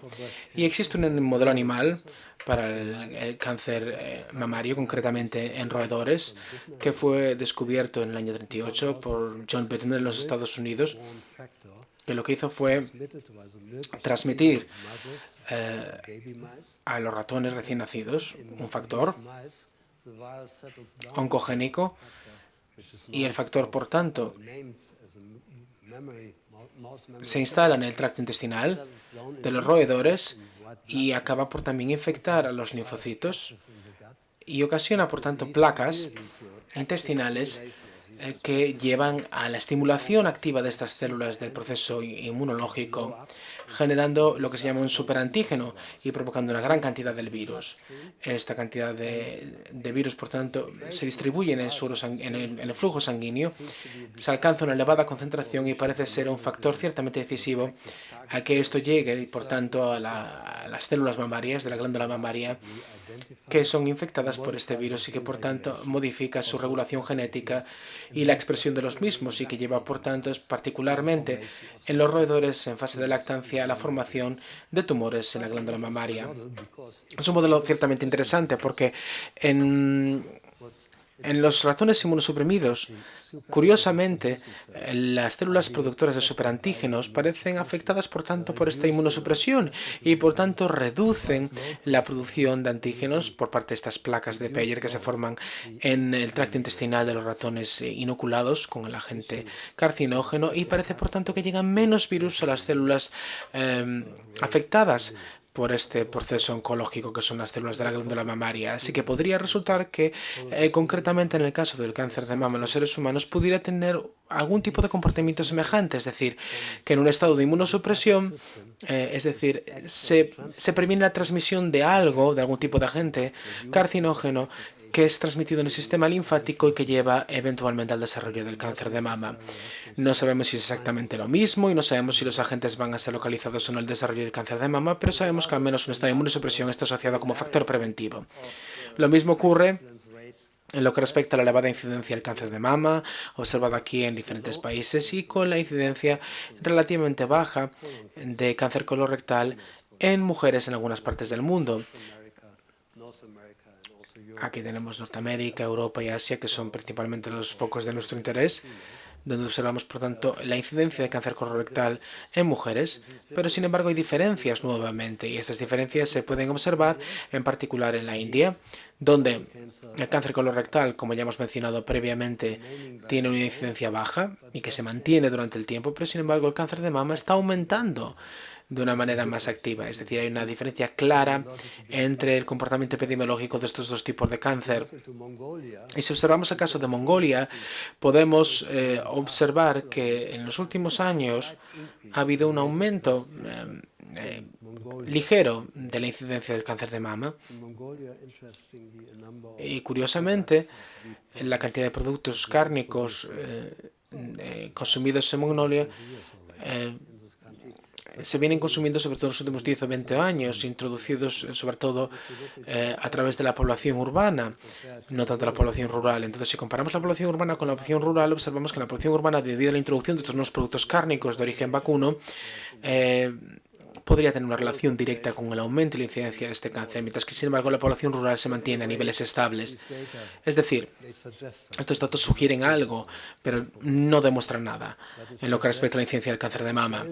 Pero sí que parece que hay un factor o un agente infeccioso presente en el cáncer de mama que podría desempeñar un papel semejante al que postulamos en el caso del cáncer colorectal. Y si este fuera el caso, podríamos, por tanto, importante estudiar si este agente es parecido o no al del agente que ocasiona el cáncer colorectal, pero no parece ser igual o parecido porque no ocasiona el mismo tipo de evolución epidemiológica como se ha observado en las gráficas que he presentado. Por tanto, hay más de 20 investigaciones epidemiológicas actualmente que indican claramente un aumento significativo del riesgo del desarrollo de cáncer orofaringeo o de pulmón en personas que trabajan en mataderos. Y esto, por tanto, está claramente asociado con algún tipo de agente infeccioso procedente del animal. Es decir, las personas que trabajan en mataderos, que limpian o cuartean los animales, están claramente afectados por un riesgo mucho más elevado de desarrollo de cáncer de pulmón u orofaringeo.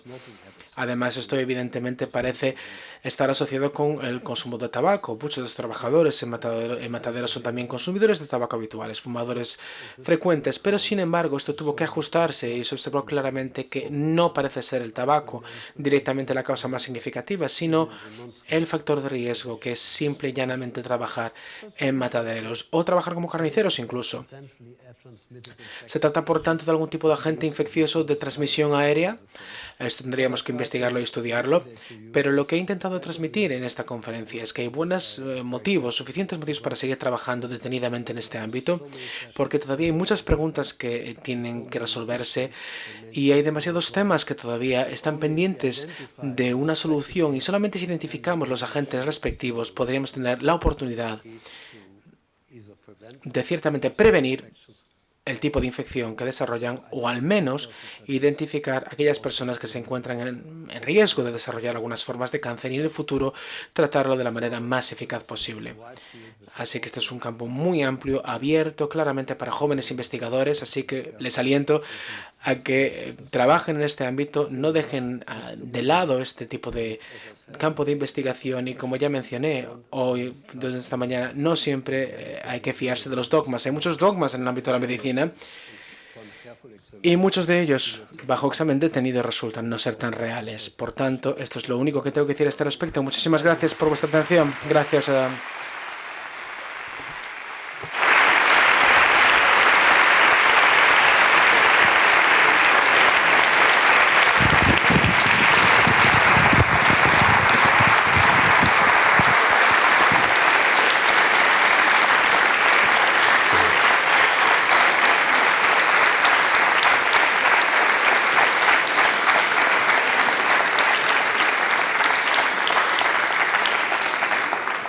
For the questions. Yes, sure. Go on. Bueno, pois como se é costume, abrimos unha rolda de preguntas. Creo que tamén todo o mundo que está aquí é que cando vai ao restaurante pida o bisté que lle dis o bisté é sangrante, pois creo que a partir deste momento van ter que darlle bastante parrilla nas churrasquerías, non? Dinner tonight. De que espera non arruinar o apetito. Here you can hear the translation. Okay, thank you. Thank you very much. Entón, bueno, hai micrófonos por aí circulando. El ten ahora mesmo traductor para castelán. Entón, bueno, pois hai preguntas. Anxo.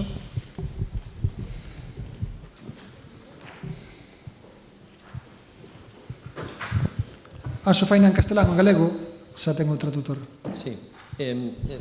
Muchas gracias por la charla tan estimulante. Yo creo que en vez de quitarnos el apetito de carne nos debería...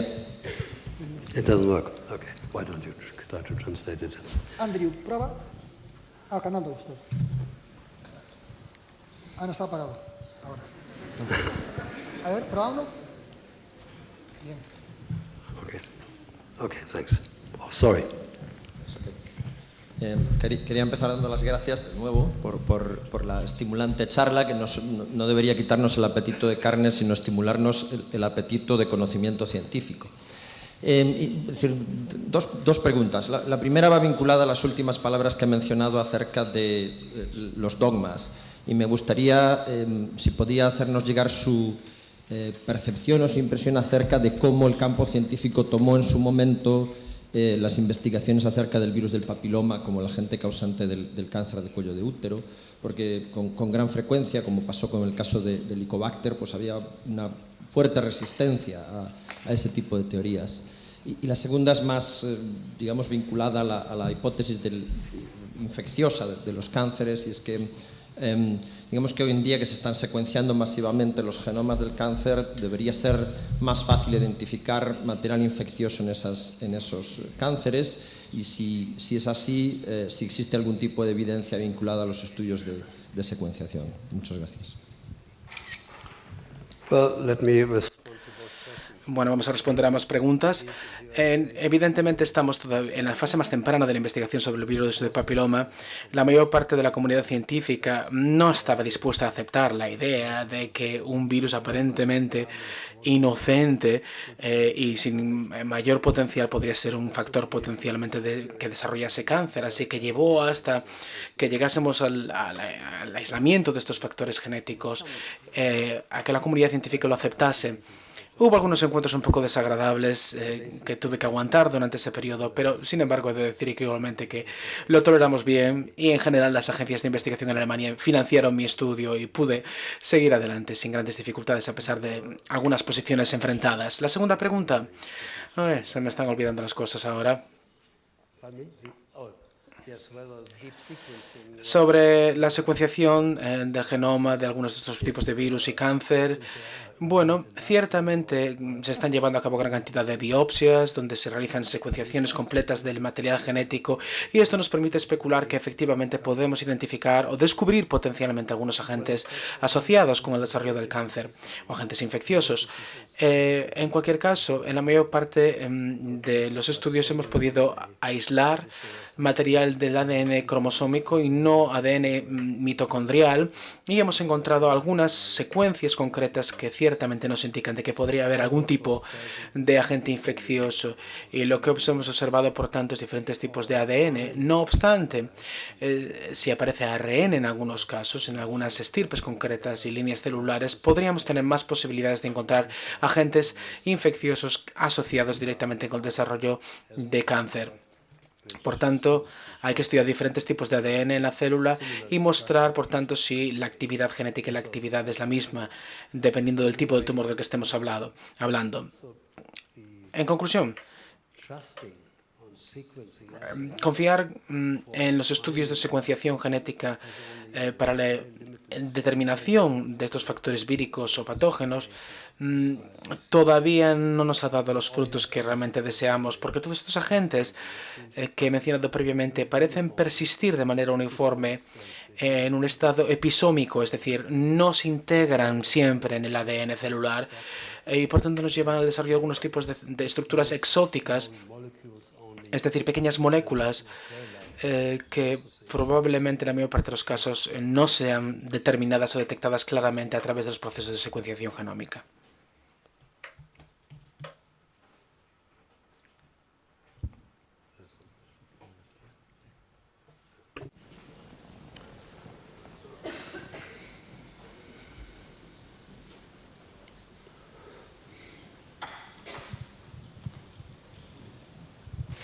Sí, gracias. Desde un punto de vista quizás evolutivo, unos parásitos que han estado desarrollándose durante tantísimo tiempo con nosotros, no tiene mucho sentido que un agente infeccioso determine un desarrollo de cáncer, ¿no? Porque desde el punto de vista del agente infeccioso no saca ningún provecho, por así decirlo. Y en su presentación ha mencionado cómo un agente infeccioso puede terminar desarrollando cáncer cuando hay algún tipo de proceso que de alguna manera impide el desarrollo de la infección correctamente. ¿Por qué cree que un agente infeccioso puede terminar desarrollando cáncer?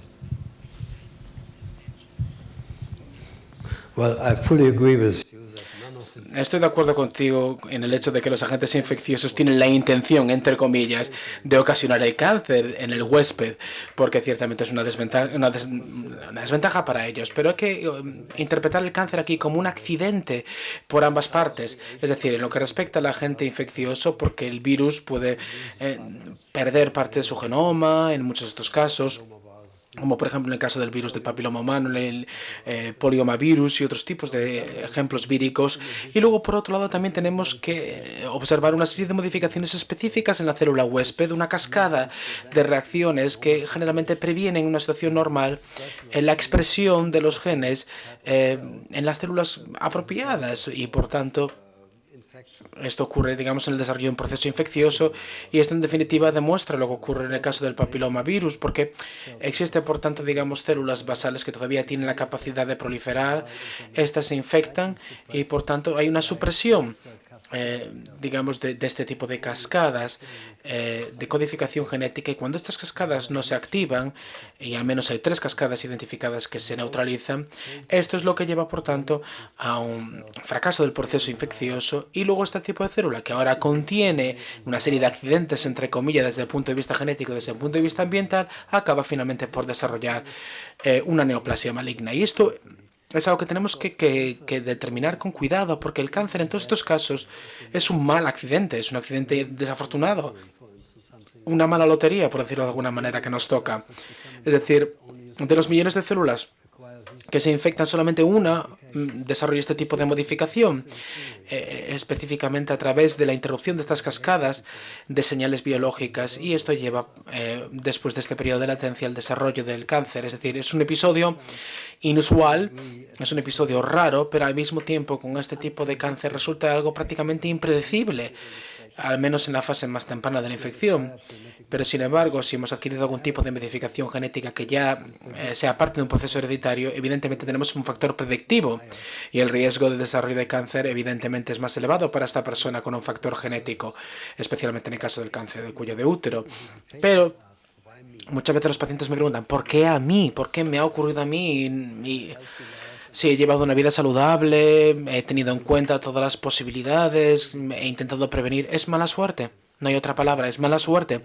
Es decir, tenemos que comprender que no se trata de un destino predeterminado, sino una serie de factores. Probablemente los estudiosos de la estadística podrían explicarlo mejor que yo, pero en definitiva hay que adquirir una serie de modificaciones específicas que ocurren de manera poco habitual, y esto finalmente lleva al desarrollo del cáncer. Hola. Durante su investigación, el descubrimiento de nuevos factores de riesgo asociados a la comida han modificado sus propios hábitos culinarios.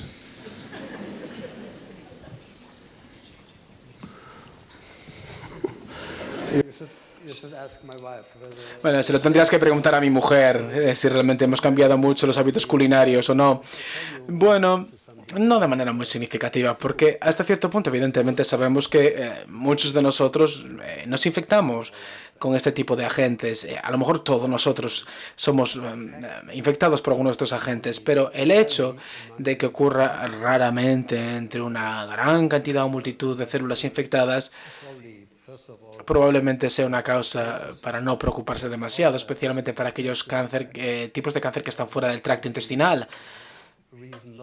Por tanto, no debería haber demasiadas preocupaciones, porque inicialmente podríamos tener una enfermedad o una infección en una fase temprana de desarrollo, pero posteriormente este paciente o esta persona va a desarrollar anticuerpos, evidentemente, para hacer frente a esta infección o al agente patógeno. Por tanto, en infecciones futuras se podría neutralizar la llegada de virus externos. Sin embargo, el riesgo de agentes adicionales de carácter vírico que entran dentro de esa persona inicialmente infectada podría ser relativamente bajo. Es decir, mi mujer todavía es joven, pero yo ya soy anciano, así que a mi edad realmente, ¿qué más da? Podría comer cualquier cosa, incluso carne cruda, pero no, la verdad es que no lo hago.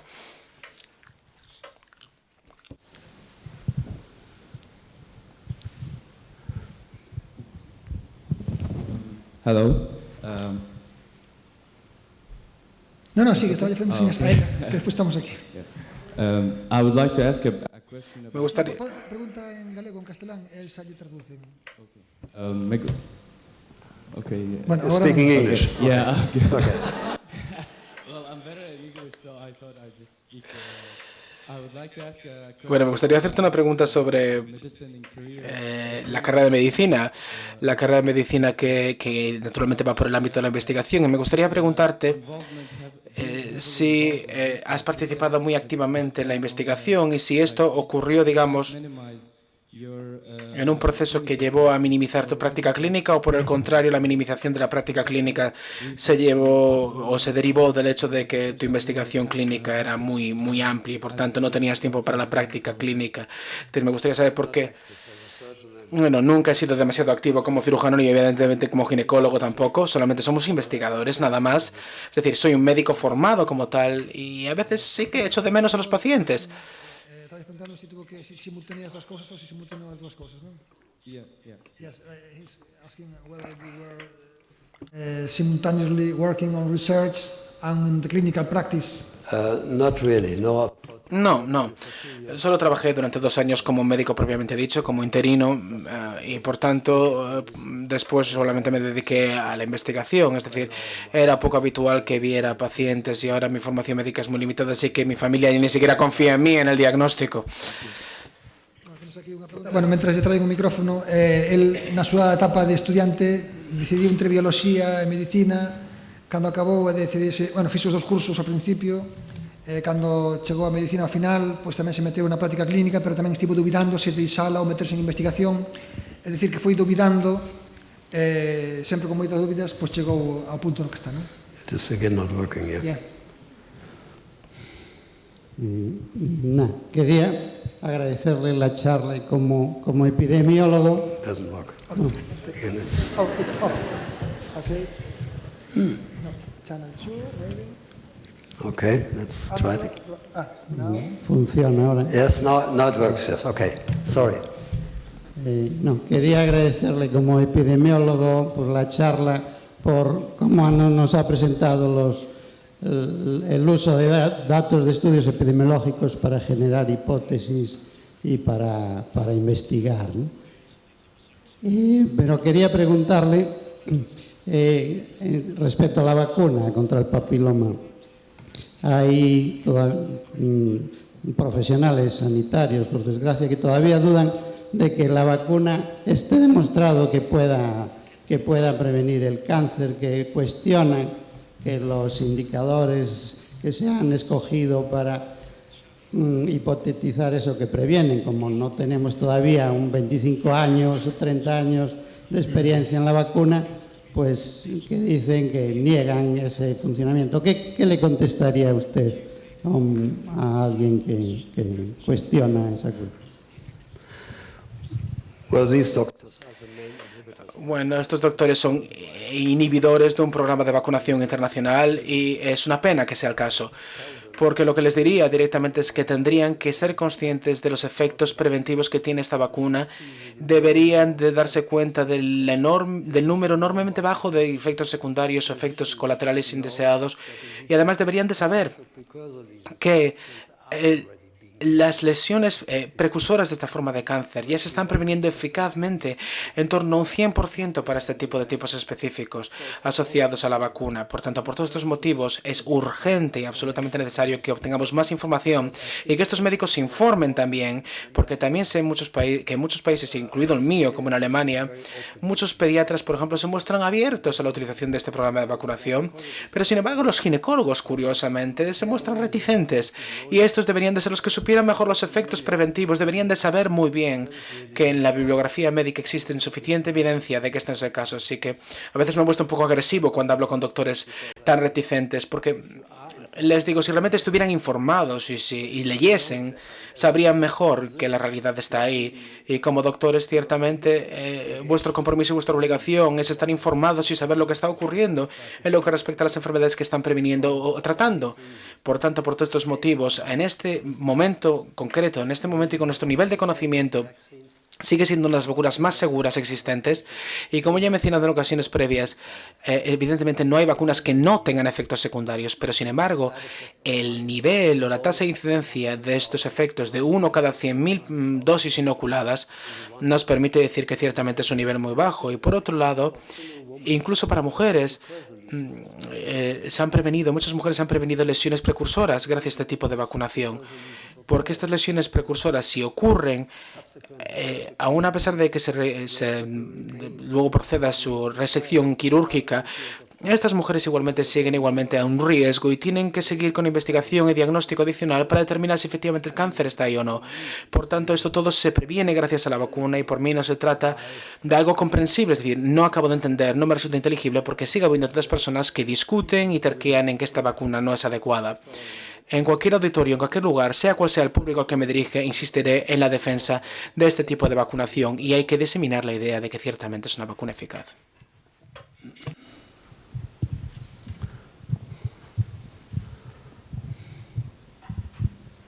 Bueno, agradecer también la charla y la claridad en la exposición. Mi pregunta es más relacionada con los agentes, con los virus. Enseñamos clásicamente que una de las características determinantes de los virus es la especificidad. Y por gran parte de lo escuchado en su charla, todos esos virus que se supone que están en la carne de vacuno, se supone que son virus animales. Y sin embargo, hacen el salto interespecífico, cruzan esa barrera interespecífica y son capaces de afectar a las células humanas. ¿Debemos reconsiderarnos esa especificidad como característica de los agentes virales? Sí, creo que incluso en el pasado no había motivos suficientes para considerar que estos virus fueran específicos, porque hay muchas infecciones, como por ejemplo el gripe, por ejemplo diferentes procesos infecciosos, la fiebre aftosa, etcétera. En ocasiones se han transmitido de animales a humanos o de otros tipos de animales a seres humanos, solamente ganado vacuno. Así que hay algunos agentes como el virus del papiloma humano que parece ser muy específico de la especie humana, pero sin embargo hay otros muchos virus que no son tan específicos en lo que respecta a la especie. Por tanto, no es sorprendente encontrar que haya digamos que este cruce de esta frontera, de esta barrera interespecífica. Levantad aquí. Sí, aquí. Hai dúas preguntas pedidas aí atrás. Levantade a man. Aí unha e dúas. Vale. Hola. Usted habló de la posible relación de los virus con el cáncer colorectal. Y por lo que respecta a las bacterias, hay una bacteria, Streptococcus bovis, que parece que puede tener relación con el cáncer colorectal. ¿Podría comentar? Bueno, se trata de un Streptococcus bovis, un tipo específico que tiene una relación específica con el cáncer colorectal, pero también el Fusobacterium nucleatum, que también se ha observado como uno de los factores determinantes del cáncer colorectal, afectando por tanto al tejido intestinal. Todos estos son agentes muy interesantes. Estos son todos agentes que atraviesan y ocasionan reacciones inflamatorias. Por ejemplo, la infección por estreptococos, tenemos una reacción inflamatoria que ocasiona también, digamos, la inflamación de otros tejidos más allá del tracto intestinal. Por tanto, el estreptococo parece particularmente vinculado con procesos inflamatorios y, por tanto, la inflamación parece clara e inequívocamente asociada como un factor de riesgo indirecto al igual que también la inducción de radicales libres de nitrógeno y oxígeno que llevan a la mutación en las células respectivas donde estos procesos inflamatorios infecciosos ocurren, por tanto pudiendo ocasionar eventualmente cáncer. Así que la contribución es parecida, digamos, a los carcinógenos de carácter químico, es decir, pueden llevar al desarrollo de cáncer aun a pesar de que estos tengan, digamos, un origen vírico o un origen bacteriano en su propia etiología. Es decir, es algo que me interesa mucho. Y sobre todo, lo más importante es destacar que el proceso inflamatorio ciertamente tiene un papel en el desarrollo de estas enfermedades y en lesiones tempranas por ejemplo, los pólipos colónicos, se observan en muchos casos reacciones inflamatorias muy fuertes y se puede encontrar también la presencia de estas bacterias como otras tantas. Así que la inflamación cierta y claramente es uno de los factores de riesgo, pero el mecanismo de contribución del proceso inflamatorio al desarrollo de cáncer probablemente es la inducción de mutaciones genéticas de manera semejante a lo que harían los carcinógenos de carácter químico, que son fundamentalmente cofactores en el proceso. ¿Es esperable que a medida que se popularice la vacuna contra el virus del papiloma humano y los tipos 16 y 18 poco a poco vayan siendo controlados, otros nuevos tipos ocupen el lugar de estos y al final no acabemos viendo todo el potencial de la vacuna por nuevos virus provocando un cáncer un poco diferente pero el mismo? Bueno, si nos centramos en esos dos tipos, en los años futuros probablemente estés en lo cierto, es decir, existe un riesgo más que claro de que puedan llevar a diferentes tipos de cáncer, pero sin embargo estamos llevando a cabo ahora ensayos clínicos en los que estamos estudiando 9 tipos diferentes de virus de alto riesgo para el desarrollo de cáncer de cuello de útero. También estamos intentando realizar una investigación experimental para determinar la participación también de ciertos factores proteicos, concretamente una proteína que aparece en la cápsida de algunos virus, que tiene también un dominio antigénico interesante que podría tener una relación directa con el desarrollo de cáncer asociado al virus del papiloma humano y, por tanto, existe la posibilidad de que podría existir una vacuna que cubra instantáneamente, de manera casi virtual, todos los tipos infecciosos de virus de papiloma humanos y probablemente incluso algunos tipos adicionales que afectan también a otros tejidos como la mucosa o el tejido dermatológico, que no son factores de riesgo para el cáncer de cuello de útero, pero sin embargo están ahí. Así que pienso que es una posibilidad que sigue bajo discusión y que ha sido un motivo de discusión en los últimos años, pero pienso que de momento no tenemos suficiente prueba científica para poder determinar con claridad qué ocurrirá en el futuro, porque también es importante mencionar que estos virus genéticamente son muy diferentes que los virus de la hepatitis B o C o del virus de la gripe o incluso del VIH, porque son muy estables, no mutan rápidamente y no muestran un desarrollo rápido de modificaciones novedosas en su genoma. Por tanto, esto es un aspecto ciertamente afortunado en lo que respecta al desarrollo de una vacuna preventiva a nivel general. Gracias por su presentación.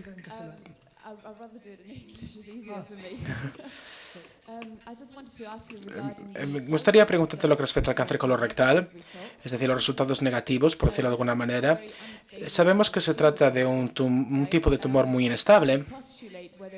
Me gustaría que postulases si se trata de una infección en fase temprana que puede llevar posteriormente al desarrollo del cáncer colorectal o a una inestabilidad tumoral, como ocurre en la práctica clínica. No sé si lo he entendido mal, solamente hay un agente que únicamente se ha estudiado en este ámbito y solamente ha sido concretamente las células, una estirpe celular de cáncer colorectal, que puede ser uno de los puntos de interés para el desarrollo de este tipo de trabajo.